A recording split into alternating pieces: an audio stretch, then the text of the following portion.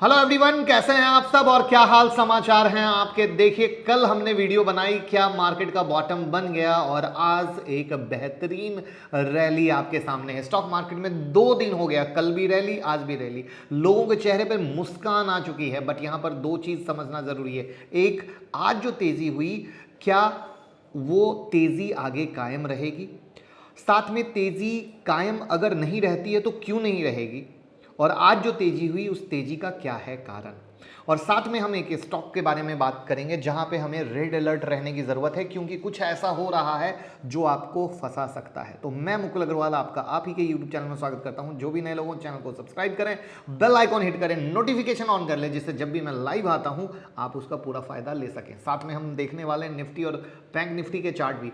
देखिए, निफ्टी में जो आज तेजी रही उसमें सबसे पहला मेजर कारण है इलेक्शन के रिजल्ट। कल 10 मार्च को रिजल्ट आने वाले हैं। यहां पर एग्जिट पोल की रिजल्ट में उत्तर प्रदेश में भाजपा, जो इंडिया टुडे एक्सिस माई इंडिया है उनकी एग्जिट पोल की मैं बात कर रहा हूं, तो उत्तर प्रदेश में भाजपा, पंजाब में आम आदमी पार्टी की जीत का अनुमान लगाया जा रहा है। वहीं एग्जिट पोल में भाजपा को मणिपुर में बढ़त, उत्तराखंड में बढ़त, वहीं गोवा में कांग्रेस से कड़ी टक्कर की संभावना है। और ये सारे एक पॉजिटिव न्यूज़ मिलकर मार्केट में इंपैक्ट डाले। देखिए, यूपी में बीजेपी का आना मार्केट के लिए एक बहुत बड़ा पॉजिटिव सेंटीमेंट है। बट याद रखें, ये सिर्फ और सिर्फ शॉर्ट टर्म इंपैक्ट है, लॉन्ग टर्म नहीं। यानी 2 दिन की चांदनी, 4 दिन की चांदनी नहीं, 2 दिन की चांदनी और फिर अंधेरी रात वाली बात। तो ये उस सेंटिमेंट्स की कहानी है जहां पर बीजेपी की जीत के आधार पर मार्केट में ये तेजी आप देख रहे हैं। वैसे आपको क्या लगता है, कौन जीतेगा यूपी में, किसकी सरकार बनेगी, कमेंट बॉक्स में ज़रूर बताइएगा। दूसरी जो चीज़ है वो है रूस और यूक्रेन टकराव में कमी। कल रात में ही ट्विटर पे हमने आप लोगों के साथ डाल दिया था कि जो यूक्रेन के राष्ट्रपति हैं वो अब नाटो की मेंबरशिप के लिए हम जोर नहीं दे रहे हैं। क्लियर कट ये बात सामने आ गई है। साथ में वो ये भी कह रहे हैं कि वो जो रूसी समर्थक टेरिटरीज की स्टेटस है उस पर भी समझौते के लिए तैयार हैं। ये वो चीज़ें हैं जिसके कारण चीज़ें कहीं ना कहीं रिलैक्स वे में निकल के आ रही हैं। यानी समरी ये है कि यूक्रेन के राष्ट्रपति को ये बात समझ में आ गई है कि नाटो किसी भी सूरत में रसिया से पंगा नहीं लेगा और बाहर से जितनी बातें करनी हो कर ले। और इन सब चीज़ की मद्देनज़र उसके जो समझ आई उसके बाद उन्होंने ये फैसला लिया है। But it's big learning for everyone. किसी दूसरे के कहे सुने में ज़िंदगी बर्बाद ना करें। खुद में कैपेसिटी हो तो कीजिए, वरना सब बर्बाद हो जाएगा।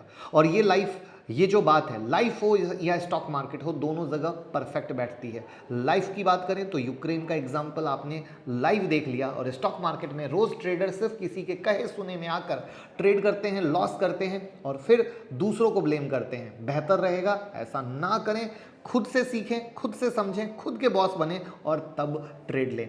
तीसरा है सरकारी नीति। जिस रिपोर्ट को लगातार मैं आपके साथ शेयर कर रहा था वही रिपोर्ट अब मॉर्गन स्टैनली ने बनाई है। जी हाँ, तो थैंक्स टू गॉड कि अपनी फैमिली से हम वो चीज़ें एडवांस में शेयर कर पाते हैं। वो पहले मॉर्गन स्टैनली की क्या रिपोर्ट है और फिर हम क्या कहते हैं वो जान लेते हैं। उनका कहना है कि इक्विटी मार्केट उतना नहीं गिर रहा जितनी यूक्रेन क्राइसिस और ऑयल के प्राइसेस बढ़ने के कारण उम्मीद थी। इसका रीज़न है कि इंडिया में जो पॉलिसी का लेवल है वो दुनिया में बहुत मजबूत है और वही इंडिया की ग्रोथ स्टोरी को लिख रहा है। यहाँ पर एक नया प्रॉफिट साइकिल तैयार हो रहा है जिसके कारण जो तेल की समस्या है उससे भी इंडिया बहुत ही डट के मुकाबला कर लेगा। उसके अलावा जिस तेज गति से एफआईआई लगातार मार्केट में माल बेच रहे हैं, उसके बाद जो हिस्ट्री बताती है कि मार्केट में जितनी पैनिक सेलिंग क्रिएट होती है वो इस बार नहीं आई। ये इनका नतीजा है। यानी समरी में बात करें तो वही बात मैं जो कह रहा था कि देखिए, इंडिया में लगातार बाहर से पैसा आ रहा है, इंडस्ट्री ग्रोथ के लिए हो, फैक्ट्री लगाने के लिए हो, हर एक एंगल से। और चाइना विरोधी मूव को देखते हुए भी इंडिया में काफ़ी पैसा आ रहा है और वहाँ पर गवर्नमेंट भी बहुत एक्टिव है और वो इस अपॉर्चुनिटी को किसी भी हालत में हाथ से जाना नहीं देना चाह रही है, जिसका इम्पैक्ट देख रहे हैं। साथ में रसिया में जो बैन लगे हैं उससे इमर्जिंग मार्केट का पैसा भी बहुत ज़्यादा इंडिया में आएगा। तो ये सब वो हैं जो मिलकर इंडिया को सपोर्ट कर रहे हैं। और साथ में कोविड के बाद से जो 7 करोड़ नए खाते खुले हैं, यानी मार्केट में जो रिटेल इन्वेस्टर आए हैं वो अब मार्केट को होल्ड करने के लिए मजबूत बन रहे हैं। मार्केट को सिर्फ DII के भरोसे नहीं रहना है, FII भी कुछ पैसा नहीं कर सकता है, यानी ये एक शुरुआत है नए भारत की।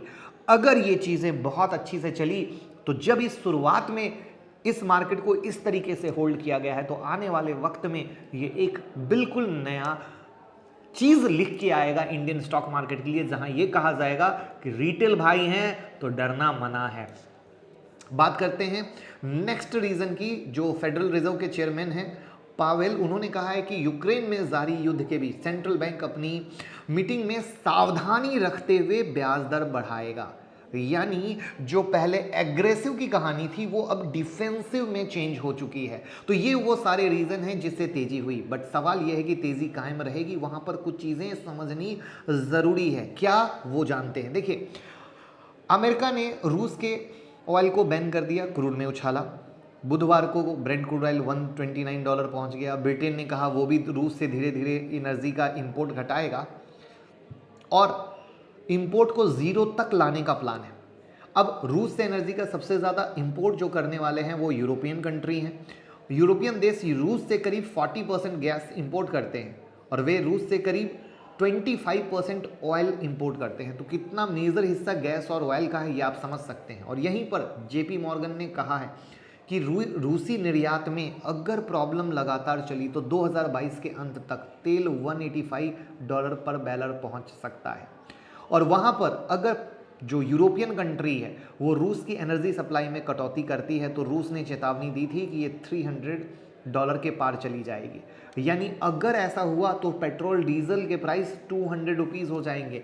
यहाँ पर चौतरफा महंगाई दिखेगी, चौतरफा। अब कच्चे तेल की कीमत बढ़ेगी तो सीमेंट पे इम्पैक्ट आएगा, एयरलाइंस पे इम्पैक्ट आएगा, पेंट बनाने वाली कंपनी पे इम्पैक्ट आएगा। यानी जो आप सीमेंट में ACC अल्ट्राटेक की पिटाई देख रहे हो, पेंट में आप एशियन पेंट बर्जर पेंट की पिटाई देख रहे हो, FMCG में हिंदुस्तान यूनिलीवर की पिटाई देख रहे हो, ऑटो सेक्टर पे इम्पैक्ट आएगा। एविएशन फ्यूल महंगा होगा तो जो एविएशन की कंपनी इंडिगो स्पाइस जेट है उस पर इम्पैक्ट आएगा। पैकेजिंग और ट्रांसपोर्ट महंगा होने से FMCG कंपनियों की लागत बढ़ेगी और हर एक एंगल से घूम फिर के चक्कर कैसे घूमेगा, तो क्रूड की आग पहुंचेगी इन्फ्लेशन पर और वहां से आएगा रिसेशन। रिपीट, ये चीज अगर रुकती नहीं है तो क्रूड से पहुंचेगा इन्फ्लेशन और इन्फ्लेशन से पहुंचेगा रिसेशन, जो कि पूरा लिंक है। यानी मार्केट में जो बाउंस देख रहे हैं अभी शॉर्ट टर्म में है, जो मैंने कुछ टाइम पहले भी बताया था, जंप आने से पहले इंटरेस्ट रेट भी अभी क्या होगा, ज्यादा जंप नहीं किया जाएगा, ज्यादा हाइक नहीं किया जाएगा ड्यू टू वॉर कंडीशन। ये चीज भी मार्केट को सपोर्ट करेगी। उसके बाद सेकेंड राउंड आएगा, क्योंकि साल में 4 से 6 बार इनकी बढ़ाने की प्लानिंग है। जब सेकेंड राउंड आएगा, चीजें स्टेबल होंगी, वहां पर रेट हाइक अच्छे से होगा और वहां से मार्केट फिर गिरेगा। ये मुझे लगता है, जो मैं लगातार आज दूसरी बार ये आपके साथ रिपीट कर रहा हूं कि मार्केट ऐसा करेगा और मार्केट ऐसा ही थोड़ा थोड़ा रिएक्ट करना शुरू कर चुका है। आपको क्या लगता है, क्या आप मेरी बात से एग्री करते हैं कि बिल्कुल इस तरीके से होगा या आपका कुछ और विजन है? कमेंट बॉक्स में बताइएगा, हम चेक करेंगे कौन क्या बोलते हैं। तो इस तरीके से है, ये है मार्केट का सिनारियो। और अब चलते हैं निफ्टी बैंक निफ्टी पर, निफ्टी और बैंक निफ्टी की चार्ट पर। उससे पहले हम आपको दिखाना चाहेंगे एक चीज, लंच ट्रेडिंग स्ट्रेटजी की पावर, जहां पे लंच ट्रेडिंग स्ट्रेटजी ये आपके सामने है और हर एक दिन लंच ट्रेडिंग स्ट्रेटजी से बन रहा है पैसा और हर दिन हम ट्विटर पे उसका प्रूफ भी अपलोड कर रहे हैं और ये स्ट्रेटजी बिल्कुल फ्री में आप सबको दी गई है। तो अगर आप इस लंच ट्रेडिंग स्ट्रेटजी का फायदा नहीं ले रहे हैं तो जरूर लीजिए। लेकिन यहां पर एक सवाल है कि ये स्ट्रेटजी निफ्टी से भी ज्यादा धमाका एक और चीज पर काम करती है। तो जो लोग 10 मार्च की ऑनलाइन क्लास ज्वाइन कर रहे हैं उनको उसका नाम दिया जा रहा है। तो रोबो, ईगल और लंच स्ट्रेटजी किस चीज पर काम करती है, सिर्फ उस पे भी काम करके आप पैसा कमा सकते हैं। चलिए निफ्टी पे चलते हैं। निफ्टी के चार्ट में आप देख रहे हैं 15,630 15,450 के लेवल से बाउंस आया है, 900 के ऊपर इसने ब्रेकआउट दिया है और उसके ऊपर इसने 400 के लेवल तक को टच किया है। अब यहां पर जो नेक्स्ट पॉइंट है, जैसे कि 900 इसका मेक और ब्रेक था जिसके ऊपर आपने ब्रेकआउट देखा, वैसे ही अब देखने वाली बात ये होगी कि क्या निफ्टी 16,420 के ऊपर में ब्रेकआउट देती है तो फिर इसके ऊपर में इसका नेक्स्ट जो रेसिस्टेंस लेवल क्रिएट होगा वो 16,856 के पास का बनेगा, यानी 16,850 के पास का बनेगा। और अदरवाइज ये एज अ रेजिस्टेंस के तौर पे है। बट जैसा कि मैंने आपको पूरा डिटेल में स्टोरी बताया मार्केट के बाउंस का, जहां पे हर एक गिरावट के बाद मार्केट में बहुत अच्छा खासा बाउंस आया है, जो मैं एरो से भी यहां दिखा रहा हूं कि ये देखिए गिरा है बाउंस आया है, गिरा है बाउंस आया है, गिरा है बाउंस आया है। यानी एक्साइटमेंट की जगह ये एक अपॉर्चुनिटी है। कैसे अपॉर्चुनिटी है वो भी एक सेकंड पहले बैंक निफ्टी की चार्ट जान लीजिए, फिर मैं आपको बताता हूं जिससे आपको एक क्लियर प्रूफ मिले। Look here, bank Nifty proper 32,050 का लेवल दिया था, वहां से बाउंस होके जो इसका रेसिस्टेंस है 34,050 तक, बिल्कुल डॉट वहीं तक टच किया है। यानी अब इसके ऊपर जो नेक्स्ट इसका रेसिस्टेंस या मेक और ब्रेक है वो 34,050 है। इससे आप समझिए निफ्टी हो, बैंक निफ्टी हो, मैं आपको डाउ जोन्स दिखाता हूं। आप लोग कहते हैं ना मार्केट में टेक्निकल काम नहीं करता, मैं कहता हूं टेक्निकल काम करता है। लुक हेयर, ये डाउ जोन्स का चार्ट है जहां पे इसके प्रॉपर रेसिस्टेंस से गिरावट हुई थी, यानी ये एक मेजर रेसिस्टेंस एरिया के तरीके पे होल्ड कर रहा है। ब्रेंट क्रूड ऑयल पे भी नजर रखिए, ब्रेंट क्रूड ऑयल में देखिए लगातार एक अच्छी खासी तेजी के बाद ये एक साइडवेज जोन में है, तो वी हैव टू फोकस ये क्या करता है। तो यहां पर मैं लगातार कह रहा हूं, जहां पे मैं आप लोगों के साथ कल आफ्टरनून में लाइव भी आया था, जहां पे लाइव डिस्कशन में मैंने आपके सारे चार्ट लिए थे, वहां पर जितने भी स्टॉक थे मेजर सपोर्ट वाले स्टॉक पे मैंने क्लियर कहा था कि ये मेजर सपोर्ट पे हैं, यानी मार्केट में बाउंस है तो यहां से बाउंस आएगा। और ऐसे अनगिनत स्टॉक सिर्फ आपके डिमांड के जो 40 मिनट में लिए थे वहां पर भी बाउंस आपने देखा। यानी जब सेलिंग का मौका मिले तब सेल कीजिए, जब बाइंग का मौका मिले बाय कीजिए, ना कि पोजीशन से शादी कीजिए। ये है मार्केट का सिंपल फंडा आज के डेट में। और मैं यही कहूंगा, हम लोगों के दिमाग में सिर्फ वन साइड की ट्रेन चलती है, दैट्स द बिग रीजन हम फंस जाते हैं। हमें एक साइड की ट्रेन नहीं चलानी है, हमें दोनों साइड रहना है। जैसे अभी नीचे से बाउंस हुआ, बाइंग मिला, अब ऊपर में जब सुपर रेसिस्टेंस मिलेगा तो हम वहां से सेल करके भी पैसा कमाएंगे, और साथ में लंच स्ट्रेटजी से पैसा। तो 10 तारीख की क्लास एक लाइफ चेंजिंग क्लास होने वाली है, ये मुकुल अग्रवाल का प्रॉमिस है। हर बैच में जो भी लोग क्लास ज्वाइन करते हैं, जैसे ये 79 बैच का स्टूडेंट का फीडबैक है, सीख के 30 लाख कमाए, ऐसे अनगिनत फीडबैक है जहां पे लोग सीख के कमा रहे हैं। क्यों? क्योंकि कोई भी बिजनेस या जॉब सिर्फ और सिर्फ सीख के होता है। तो इंट्राडे सीखना हो, स्विंग सीखना हो, पोजिशनल सीखना हो, सब कुछ सिखाएंगे, बेसिक से एडवांस तक सिखाएंगे। देखिए 2020 2021 वन साइड रैली थी, मार्केट में एक ही कहानी था, बाय करो पैसा बनेगा। 2022 कभी गैप अप, कभी गैप डाउन, कभी वोलाटाइल, कभी साइडवेज। यहाँ पर सिर्फ एक स्ट्रेटजी से काम नहीं चलेगा, यहाँ पे आपको पूरे स्ट्रेटजी से तैयार होना पड़ेगा। कैसे करना है, कब बाय, कब सेल, वो सब चीजें हम सीखेंगे 10 मार्च की क्लास में। तो होली का मेगा ऑफर जाने मत दीजिए, क्योंकि ये लाइफ चेंजिंग ऑफर है, जहां पर आप करते हैं हर दिन नुकसान, वहां पर सीख कर आप कमाएंगे और खुद के बॉस बनकर नौकरी से आजादी लेंगे। अब हम चलते हैं रेड अलर्ट न्यूज़ की तरफ, एक ऐसा स्टॉक जो फंसा ना दे। जी हाँ, हम एक ऐसे शेयर की बात कर रहे हैं जहां 3 दिन से अपर सर्किट लग रहा है। खबर क्या है? खबर यह है कि देश के सबसे बड़े रईस गौतम अडानी की कंपनी अदानी प्रॉपर्टीज समेत कुल 8 कंपनी इस कंपनी को खरीदने की होड़ में है। जी हाँ, एक ऐसी कंपनी जो बर्बाद हो चुकी है, एक ऐसी कंपनी जिसने इन्वेस्टर को भी बर्बाद कर दिया है, लेकिन सिर्फ इस न्यूज़ पर 3 दिन से अपर सर्किट लग रहे हैं। यहाँ पर अदानी ग्रुप ने इस कंपनी को खरीदने के लिए बोली लगाई है। उसके अलावा सरदा कंस्ट्रक्शन एंड कॉरपोरेशन है, बी राइट रियल एस्टेट है, अर्बन अफोर्डेबल हाउसिंग है, टॉस्कॉनो इंफ्रास्ट्रक्चर है, देव लैंड एंड हाउसिंग है। यहाँ पर जो सबसे ज़्यादा हाईलाइट है वो है Adani group. That's the big reason यहाँ पर इस शेयर में ऑपरेटर एक्टिव हो चुके हैं।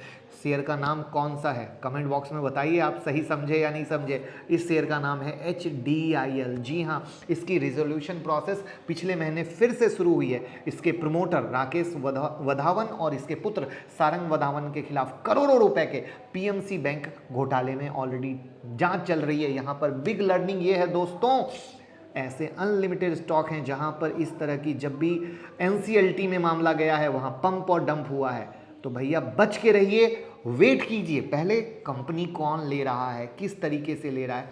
ऐसी बर्बाद कंपनी रातों रात करोड़पति नहीं बन जाएगी, ना आपको करोड़पति बना देगी। उन्हें अपने बिजनेस मॉडल पे काम करने पड़ेगा, जो उनको लेंगी वो उसके पूरे प्रॉस्पेक्ट पे काम करेंगी। आपके सामने ऐसा फ्यूचर रिटेल का एक एग्जाम्पल है, जेट एयरवेज का एग्जाम्पल है।